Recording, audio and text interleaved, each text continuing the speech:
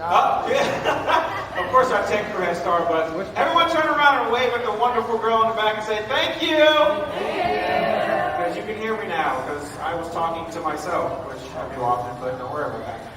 Anyways, we have a couple of very special guests for you guys. They are really, really good people.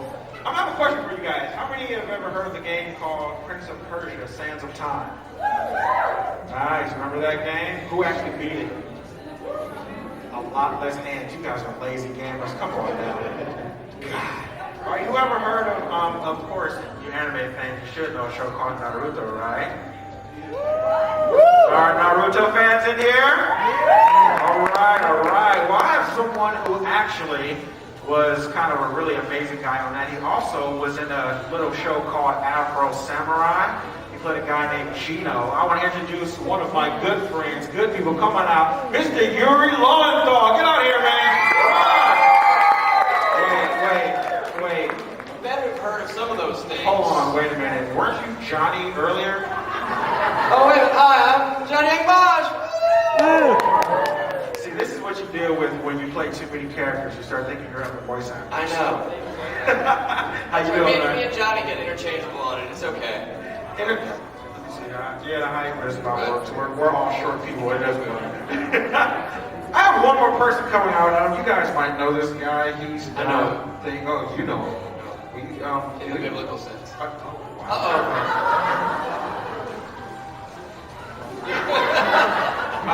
In that case, really good friend of, apparently Yuri's a really good friend. He's a great, close friend. Anyone ever heard of Nightcrawler from X-Men? Yeah. Oh, how about Gara of the Desert in Naruto? So I'm bringing out my buddy here, Mr. Liam O'Brien. Let's get out here, man.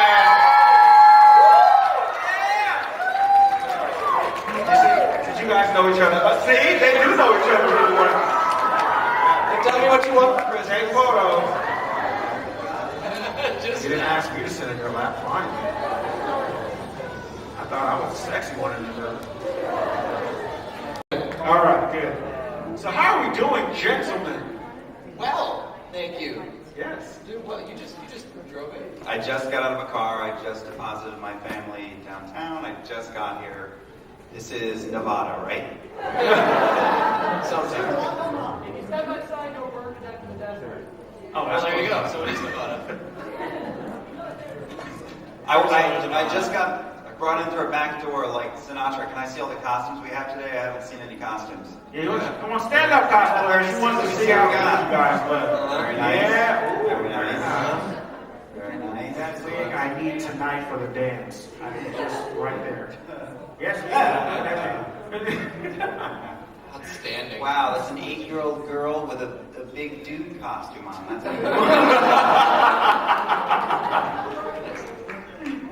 Nice. Awesome. So, how was your trip since you just got here after depositing your family? It was long and arduous. I came from San Francisco. Was there innuendo in that? It's like 3,000 miles from here. 3? It was Two bridge toes. It was nice. It was nice. I hung out with my wife's crazy 80-year-old uncle last night in Sausalito, who talked about freebase cocaine in front of my kids, and the view was nice. Yeah, I don't know where we got next. I went to Jim Denny's today. That doesn't even match your story. Oh wow! So the pancakes were big. This is what happens when you have a history that no one else knows about. To be fair, things like this in front of everybody. A little bit of freebase could have been sprinkled in there. That's true. It was a good pancake. I'm not gonna lie. Just to let you guys know, by the end of this, I will probably be at the other end of the table, and the jokes keep going. Calling the police. Hello, police. Hey, what's the bloody vampire? 0. Oh, very nice. Lovely. Nice. All right, gents. So I guess we'll jump right into this. So I'm gonna start with you, Yuri. I'm gonna mess with you. We're gonna give we have a little bit of time to get down from his road rage. Driving from San Francisco, see, he's breathing hard. And well, when he comes back, more Starbucks, please. You can wait right now, please. Starbucks, anyone? run? So Yuri, God, I don't even know where to start because we've been talking about so much for the last 20 minutes. You can bring any of that back or grab something new. Yeah, we learned something new. Okay, well, we'll start with the, I guess you say, original one.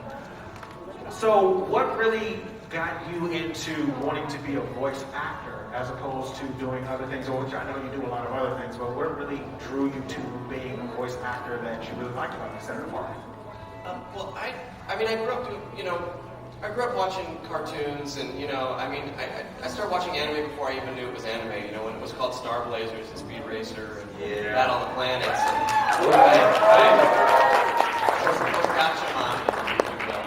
but I always knew it was Battle of the Planets.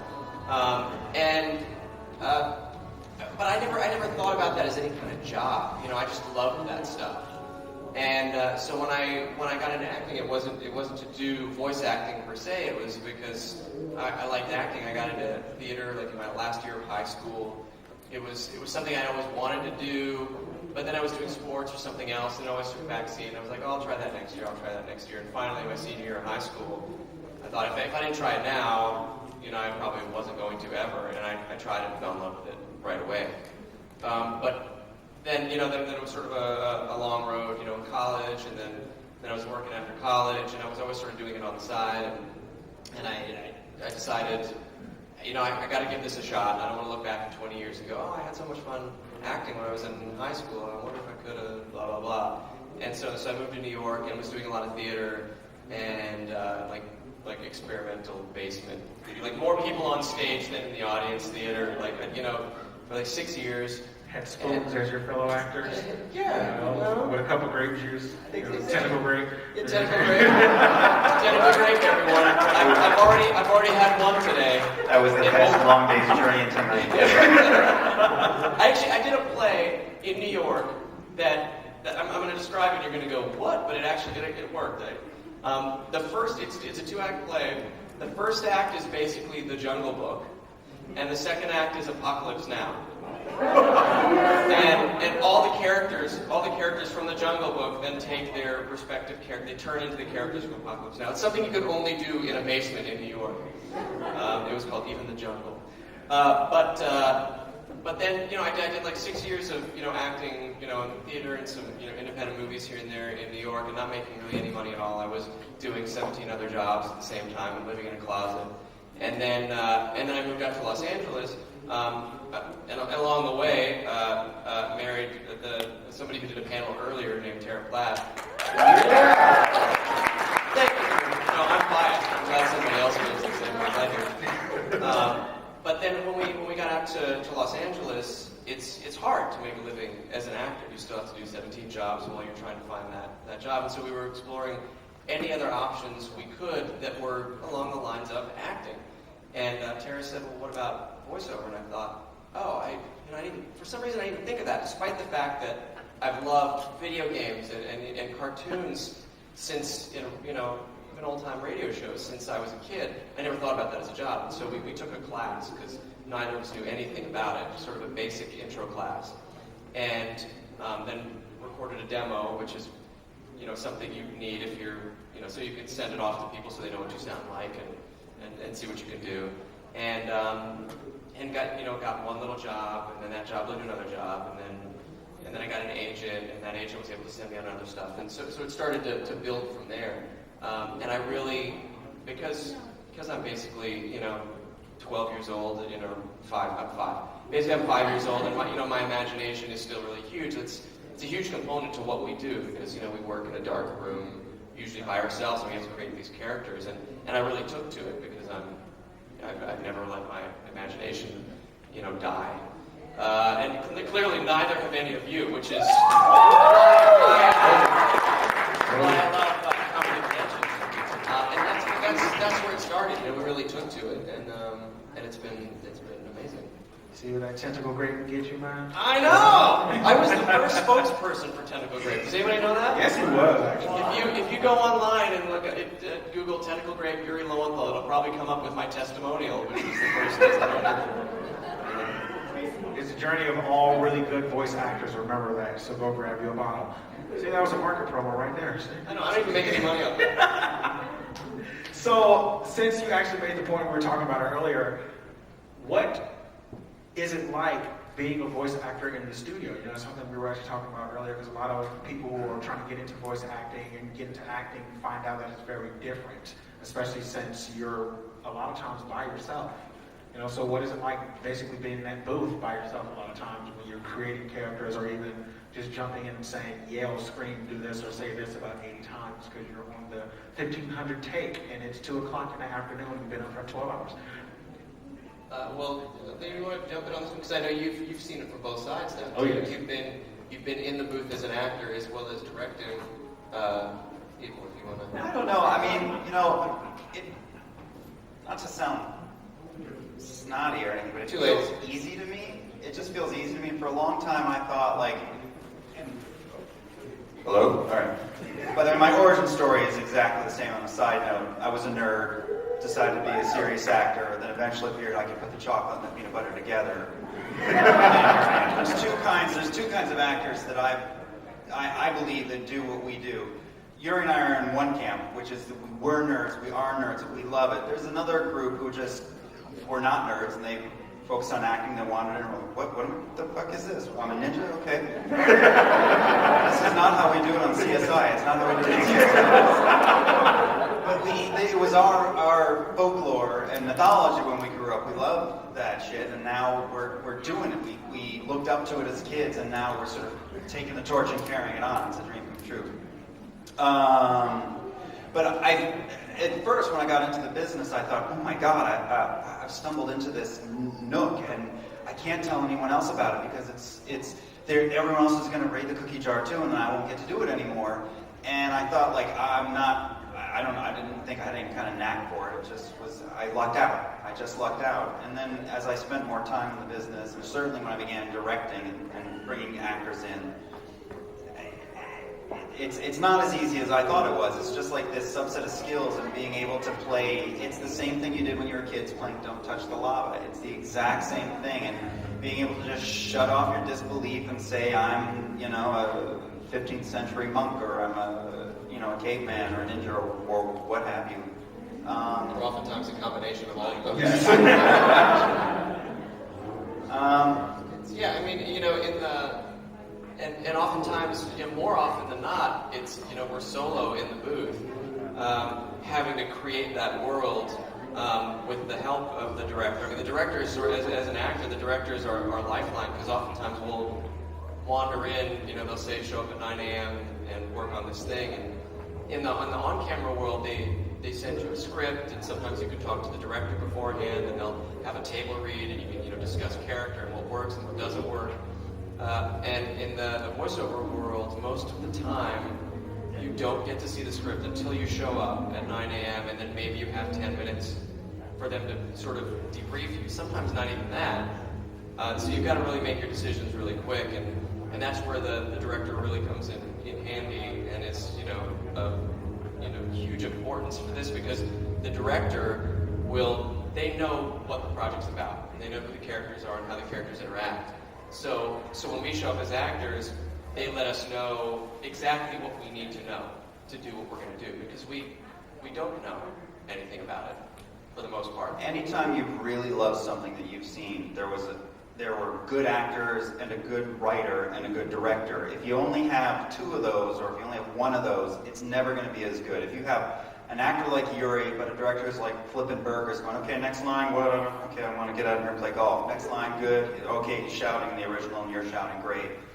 Not really giving a crap about it, which happens. It's never going to be that great. If you have a director like me who loves this stuff and is trying to make it to anyone hiring, who loves the universe that we're playing in and has got experience and knows how to sort of coax and get out of the way of the actor when it's better, or push him along a little bit. But you have an inexperienced actor, an actor's not so good, it's not going to be that good. But if you have an actor like Yuri and a director like me and a really good writer, like Liam, also like me, then it's going to sing. So it's kind of have to have all three, at least two, but hopefully all three firing at the same time. Right. And then occasionally we'll get a chance to, where we're not just in the box solo and with the director for pre-lay animation. occasionally on video games, but you know, maybe 0.5% of the time, you'll be in the room with other actors, and you get to actually react off of them when you're recording. And that's, you know, I think for an actor that's the most fun of all, because while it's fun to, you know, make things up and create in your head, you know, work solo in some ways. I mean, in that, you know, because you don't have to wear pants because you're the only one in the booth. You know, you can fart, it doesn't bother anybody. But when you, I mean, not that that's ever happened before. Are you farting now? You just did it. Right. But getting the actors, you know, in the room is the most fun because you get to sort of riff on each other and you get to actually have something to react off of. But whenever we're dubbing, we never do that because it's much more technical and it would take more time than, you know, much more time than we have if you had a whole bunch of people in there and you were trying to time it out. It's a much more technical thing. Since you guys went and used the word farting, I'm going to expand on that. I bet you will, Drew. I bet you will.